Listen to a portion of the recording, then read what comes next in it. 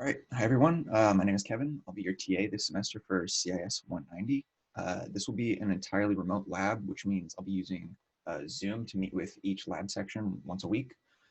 Something that's really important about that is because we won't be meeting in the physical labs, everyone will need to have access to the C compiler. I'll talk more about the compiler itself during the first lab, but in the meantime, everybody needs to make sure that they have access to one. I'll have video or written instructions on how to either get the compiler on your own personal computers or how to access the lab computers remotely. I would strongly recommend getting the compilers on your own personal machines, since this will be much more comfortable for you to use rather than the school's desktops, and it'll let you program without having an internet connection. In addition to the compiler, you're also going to need a text editor of some kind, preferably with syntax highlighting for C. I personally use Sublime Text, which is what I'll be using in the videos, but Notepad++ is another good option. That's also free. There are plenty of text editors. Just make sure you get something with syntax highlighting for C. Each lab has a designated time, and everybody is required to show up for every lab. I will be taking attendance, so please show up to labs. If you can't show up for whatever reason, no problem. Just make sure to send me an email beforehand. Each lab comes with an assignment PDF describing what you're going to be doing in that lab, as well as a short video explanation of the lab, anything you need to know for the lab, any skills, anything like that.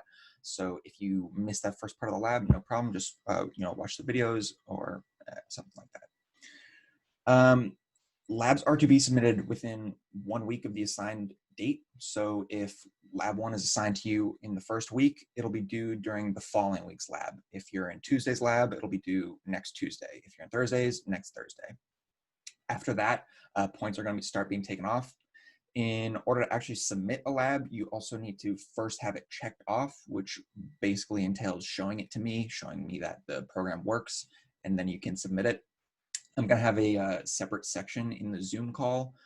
You'll raise your hand and I'll pull you into the separate section. You can share your screen and show me the lab working, and I'll give you the green light to submit it. If you submit it without getting it checked off first, I have no way of knowing it works, so you won't get any credit for it. Any questions you have during the labs will follow the same procedure as getting checked off. You raise your hand, I'll move you over to the other section, and you can share your screen or ask any questions that you need.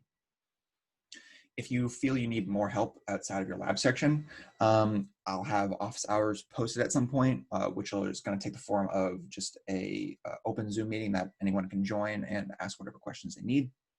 Or alternatively, you can also request access to another lab section. I'll be happy to let people join other lab sections as long as they also attend their own lab section. And of course, that the lab section they're trying to join isn't too full already. So that's kind of it for labs. Again, I'll talk more about this during our first lab sections, but that's all the basics. Next is some stuff about the homeworks. I'll have a PDF explanation of how to format all your homework submissions. Labs don't need to take any special formatting guidelines, but the homeworks do. So make sure that you look at that before submitting your homeworks. Make sure it's formatted correctly. If it's not formatted correctly, there will be points taken off. So yeah, just avoid those unnecessary points getting taken off. Another thing about homeworks is obviously don't cheat. Every year people think they can get away with changing their friend's code and submitting it. I've been grading this class for 3 years, and it's really obvious when 2 people are using the same code. This could mean copying or collaborating. Either of those are going to get you a 0 on the homework. And if it keeps happening, it's going to be an F for the class, and you could be reported to the university. If you're having a hard time on the assignment, I'm of course very willing to help during office hours or labs, or if those don't work for you, set up other times. It's my job to help you guys, so make sure you're utilizing that help if you need it. I'm also really willing to give extensions on assignments as long as I'm asked before the due dates. The class itself isn't too difficult. The material's not too difficult. It just takes practice. It takes practice and some time invested. If you want to be in computer science, this class will give you a chance to practice a lot of the skills that are essential to writing good software. So don't cheat yourself out of that experience gained by using somebody else's work or using work off the internet. That's pretty much it. That's all I have to say about the labs and homeworks. As I mentioned, there will be more resources posted on my courses outlining some of the specifics that I've talked about.